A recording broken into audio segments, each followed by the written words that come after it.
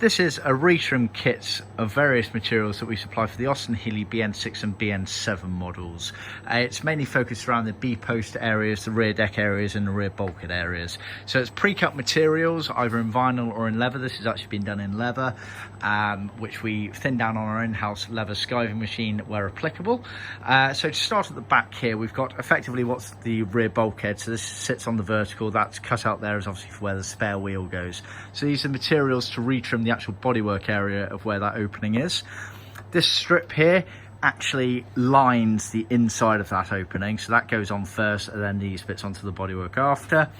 These two squares here are used to retrim. There's a support bracket that goes from the B post on the outside of the car supporting to the rear deck area where the battery cover is. So these are two bits of material to recover those support brackets.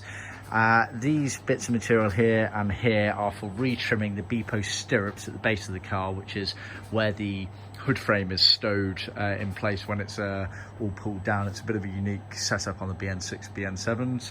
So that is material to recover those. The carpet that sits inside those is part of the carpet set, so just bear that in mind.